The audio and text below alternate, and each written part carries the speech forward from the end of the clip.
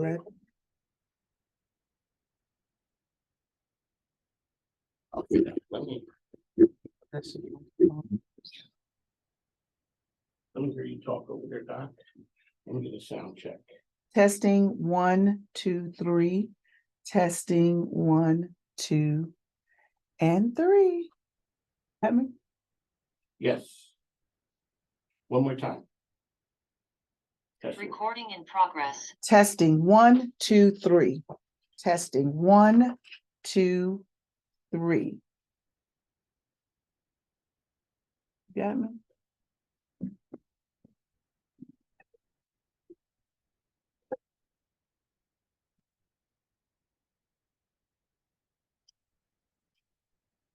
Oh, there I am. Yeah, I need you back here.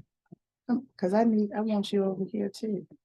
Oh, you Are got you- a whole are you bunch. You got in? me in a whole bunch of places. Yeah, I'm just trying. Where am I at there? Oh, Where you are? Why can't we get you? We got you? How do I make sure we got you? Do I come back? oh, there I Okay. am. Okay. I might have to get rid of our background in order to be able to do it justice. Because this is the one that how do you say no background? No.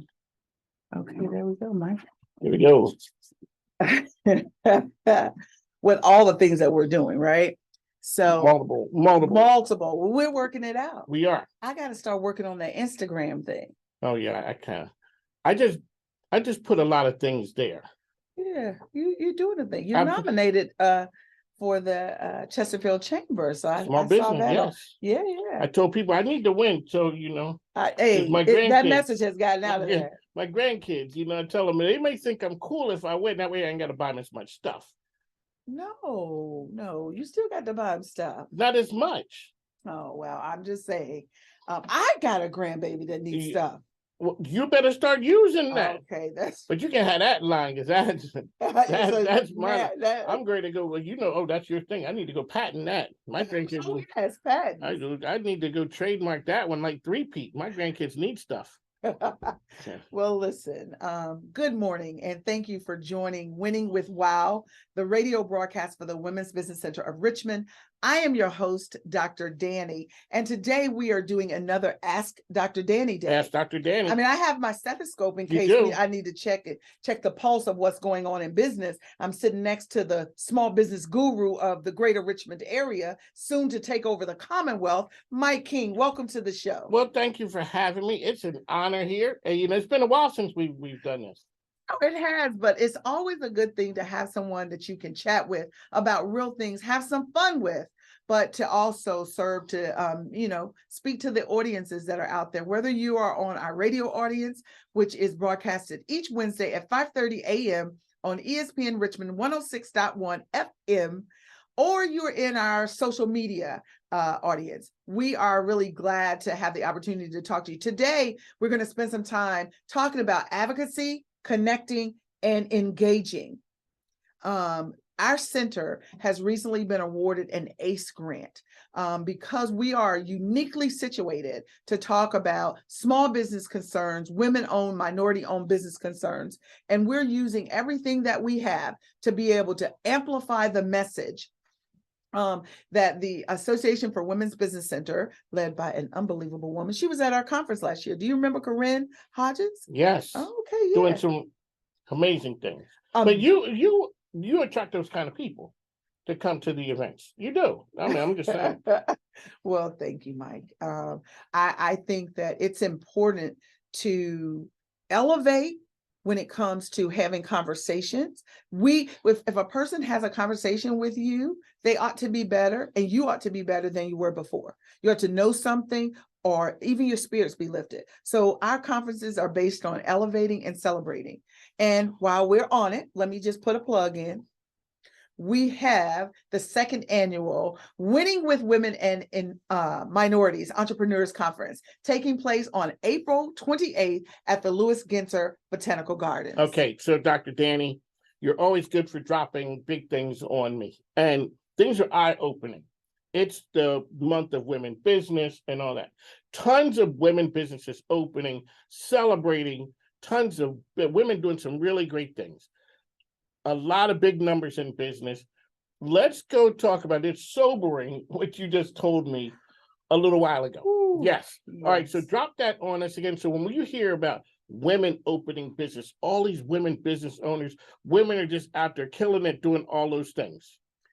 The Yes. floor is yours. So let's start with the good news. Yes, the good news. The good news is that if we would look somewhere around 13 to 14 years ago, we are talking about a parabolic increase in the number of women-owned business. Okay. And those leading the bunch are women of color, particularly African-American women. So where we might have had, maybe 1 million, there's now 11.6 million women-owned businesses in America. A big number. Big number. A very big number. Yes. A very big very number. big number. That's the good news. That's some good news. They account for somewhere on the order of $1.7 trillion of economic impact. Okay. It sounds like a big number. That's still a big number. But when you take the dollars and you divide it by the numbers of businesses, you come up with something on the order of $149,000 in annual revenue. 150 grand, basically. 150 grand. Mm-hmm. And so now you said to get to that 150 grand of average, you got to have some bigger numbers. Right. But you're saying that a good portion of that falls on the lower line. Correctly. So a good portion of that falls way below the line. And if you remember, one of the facts that I gave is that the lion's share of those new business starts, the rate of new business starts are exploded with African-American women-owned businesses. And yet the average minority woman-owned business is below $25,000. Okay, so now that's good. That's going to go back to another point that you make on a regular basis. We come from parents and other folks who believe in OPM, using other people's money. Other people's money. But you're saying a lot of times those women are going two places. One, they're dipping into the pocketbook to get the money, or either they're doing this number. Out the bra. Exactly. Here you go. Pulling out the money out of their own personal stash. Yeah. So on average, less than 25% of women ever use money outside of their own bank account. And so what that means is those businesses tend to grow slower. They probably, if you look at a 3-year realm, like it's a 3-year window, they tend to go out of business at a higher rate because they're trying to do so much with so little. And the point that I really want to make, Mike, is that the time to go and get money is early on. If you've got a good year or two of business under your belt and you've been responsible that you have a growing revenue line, the time to get a line of credit or to get other people's money is then, not when you're in trouble and now your credit is bad. Because that money is going to cost you more if you can get it. If you can get it, it's going to cost you more. And so this idea of grant money, all of that sounds good, cute, and sexy, but there's not a lot of that out there. And there is some money that you can get.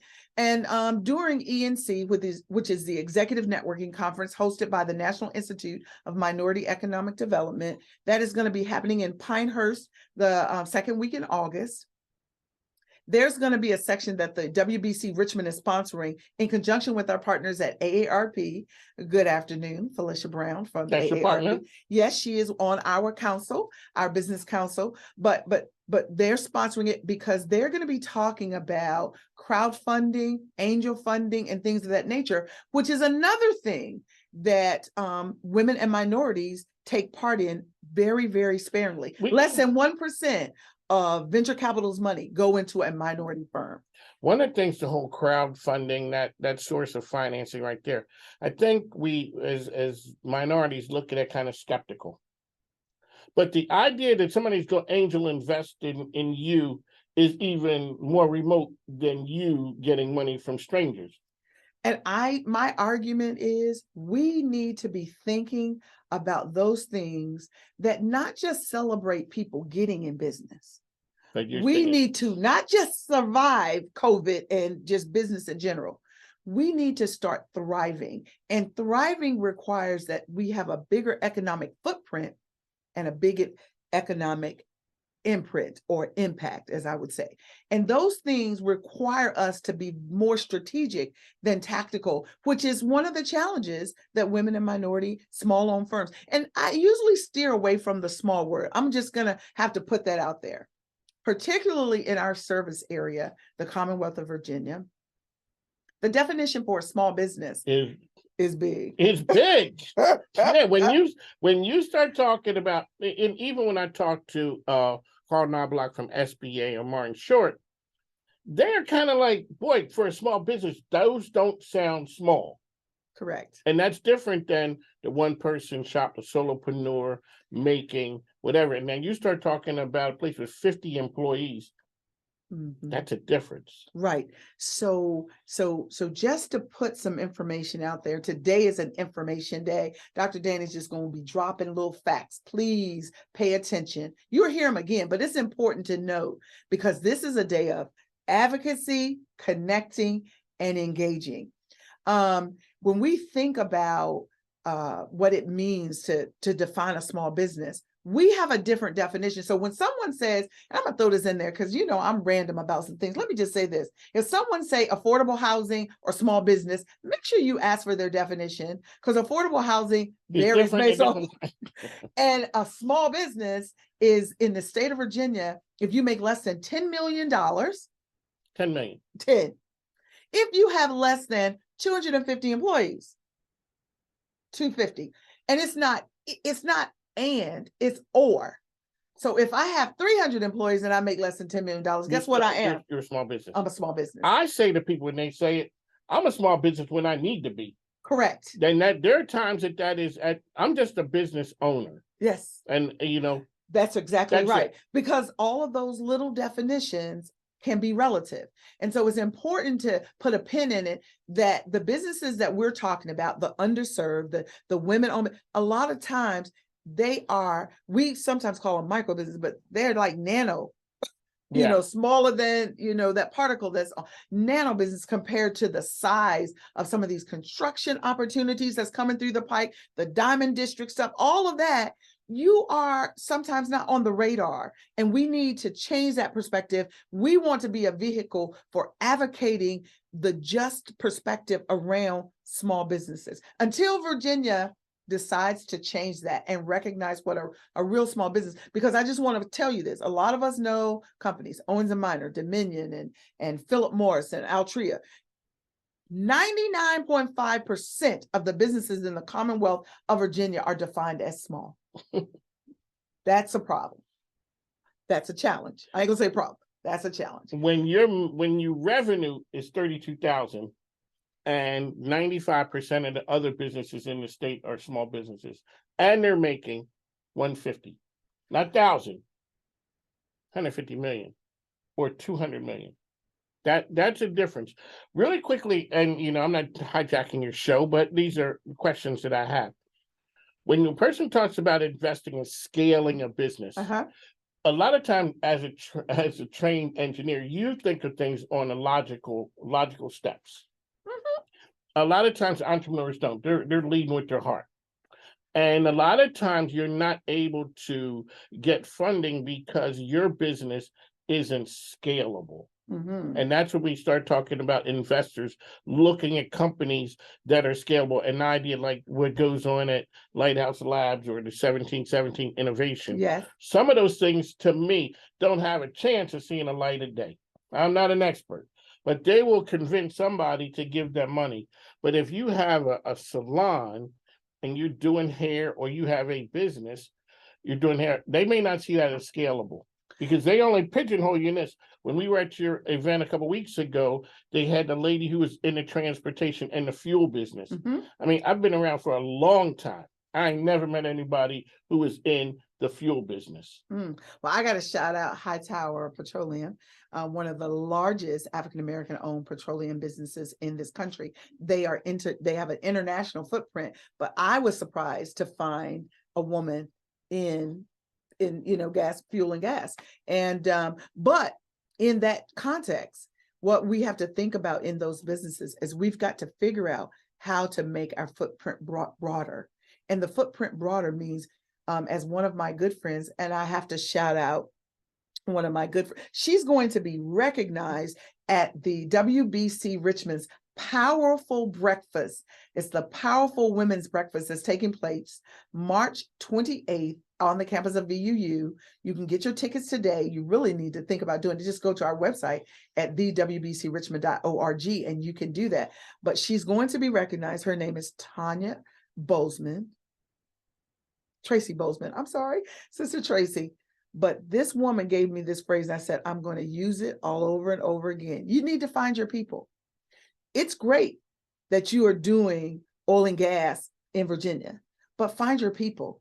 If you are a person in high-tech placement, find your people.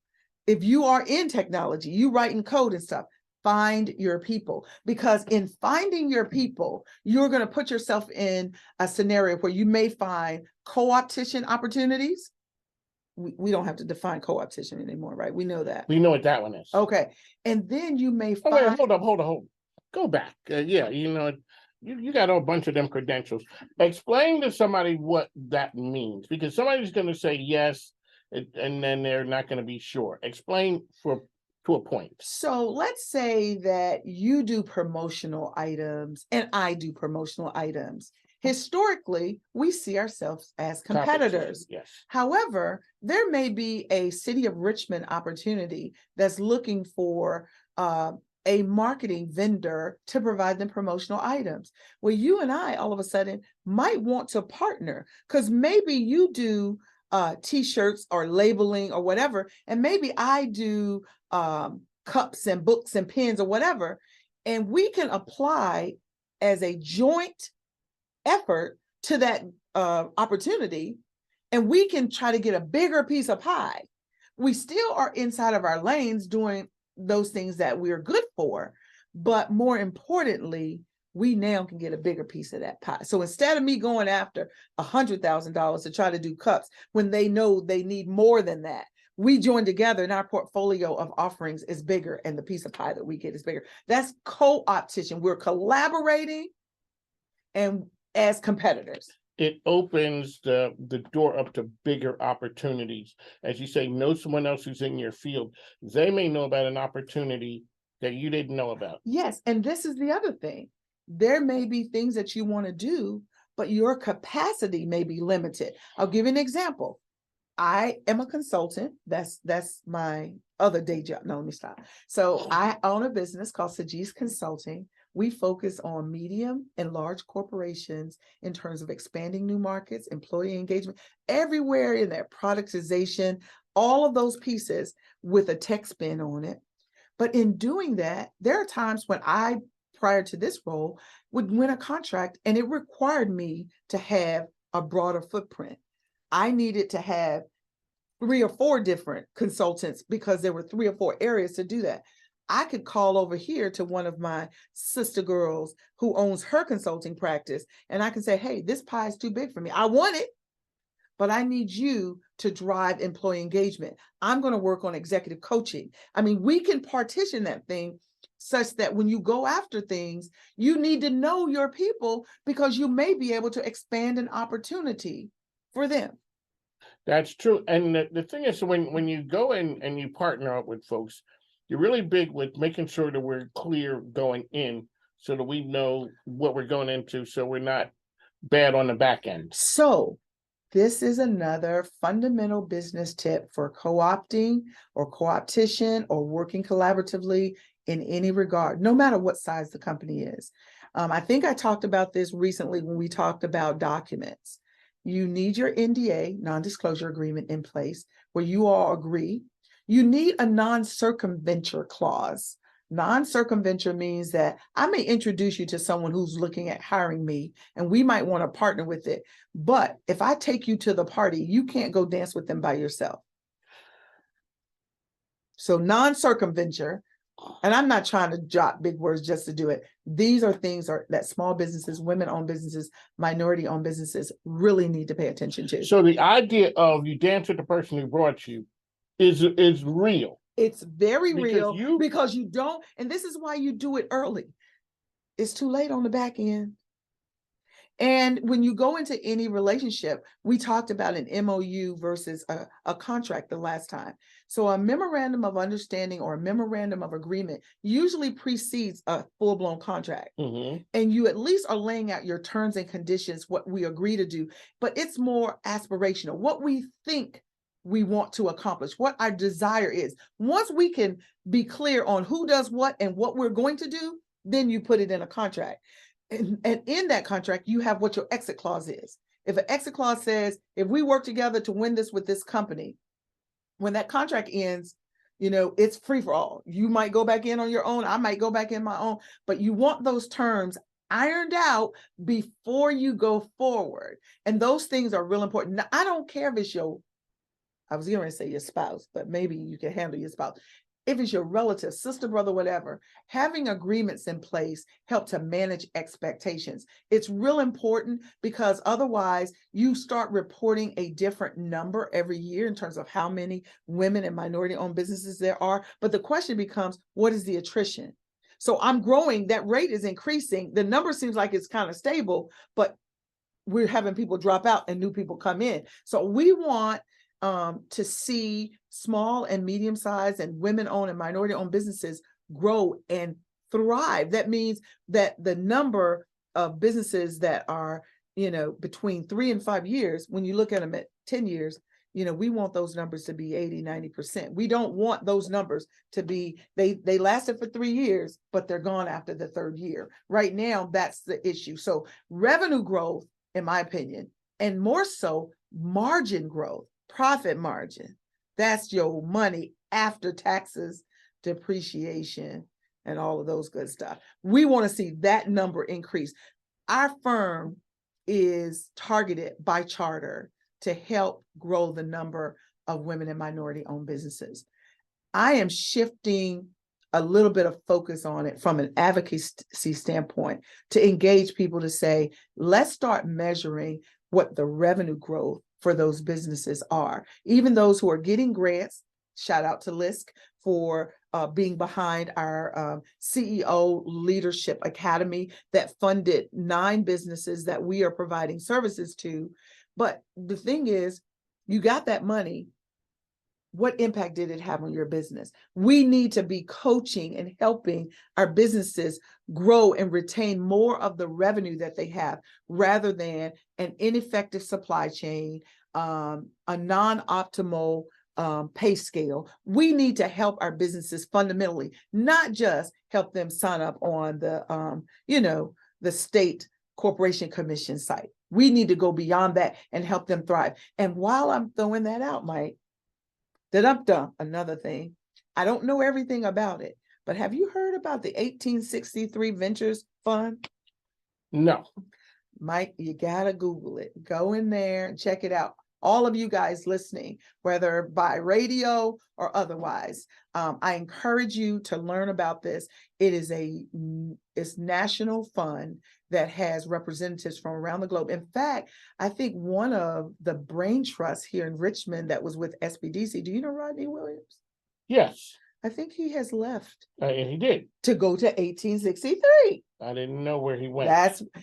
He might not move, but it's headquartered out of DC. But I encourage everyone, look at it, because some of the things that we've been talking about of how you build economic impact as an entire community, a significant contributor to this country, is we need to come together. We need to move beyond $1 in the African-American community or in the minority community in general, lasting between 8 and 12 hours. It's on skates. It is on skates how fast. When we start talking about in other communities, you're talking 20, 30 days. It just continues to circle around from person to person. Yeah. It's almost criminal. It no doubt is. Shout out to Janine Evans, who said good information. I'm glad that you're partaking of that. Thank you for the comment, because it's important for us to understand that the way that we get to the point where we're no longer being challenged by our value is that we have to quantify it. We have to advocate for ourselves. And we need to connect people who can also advocate for us with the information that we want them to have. Okay, The leave behind. You see, you need a one-pager. I'm on my way to Capitol Hill tomorrow.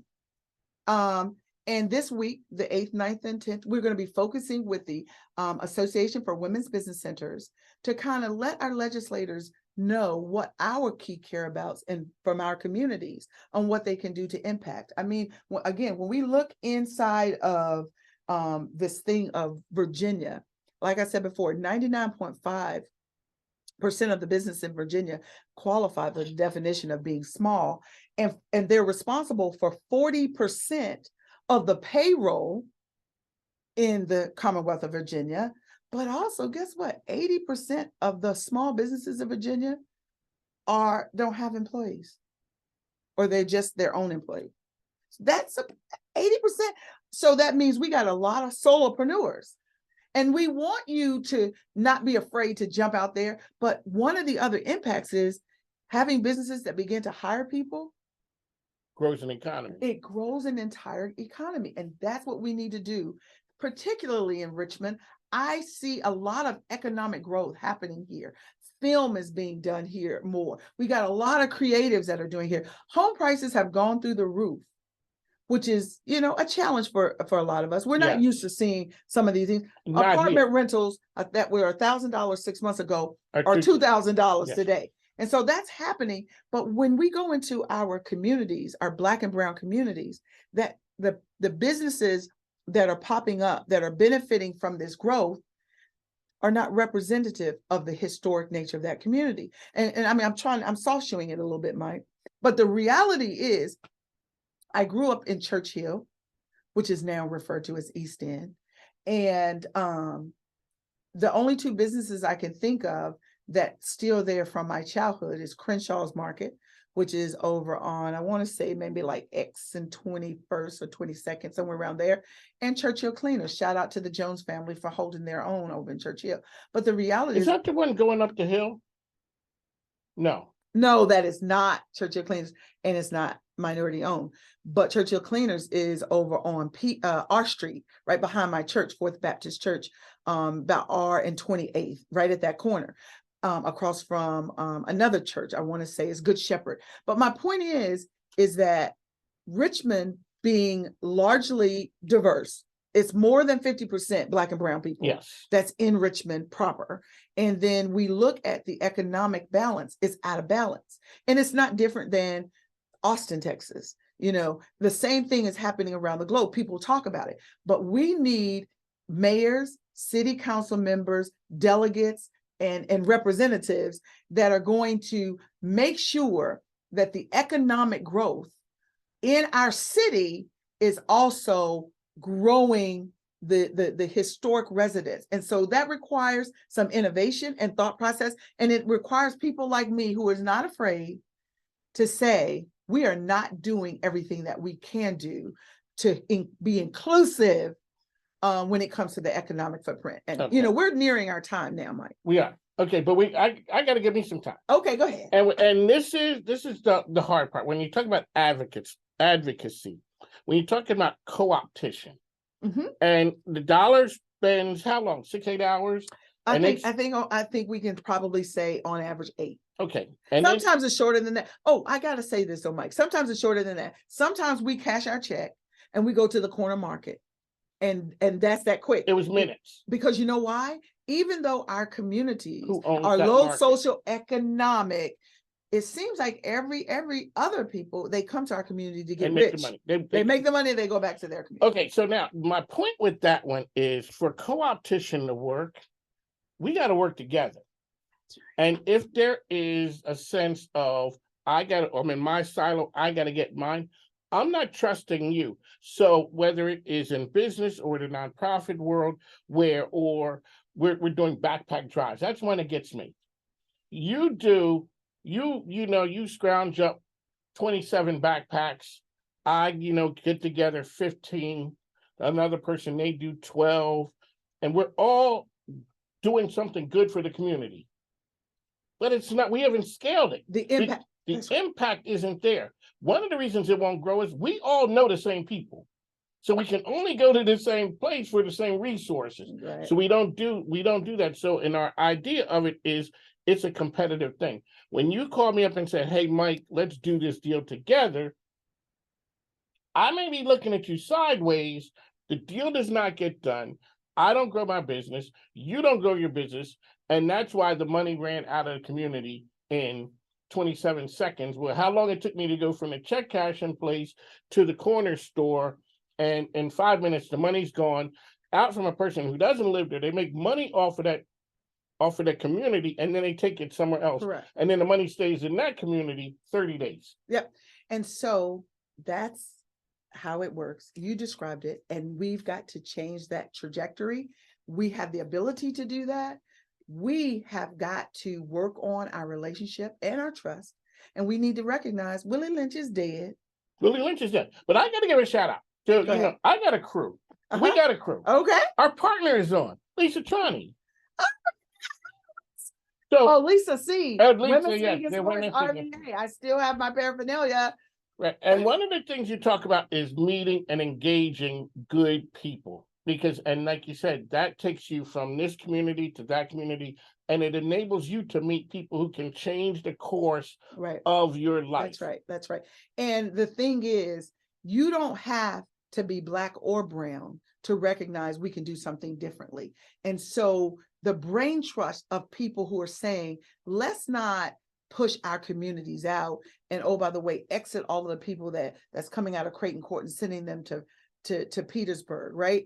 Let's create economic opportunities in these communities and be intentional. Even if I'm not from that community, I can hire those individuals. I can talk to them about how they could be a proprietor if they choose to be. We can co-locate and do some training directly in there about entrepreneurship. So if you're a business owner and you're in those communities and you're tired of people looking at you sideways, call the Women's Business Center of Richmond. Let us work with you to be inclusive of the neighbors that are in your community, because I'm telling you, the opportunity is there. It's ours. We just got to make a decision to do something different.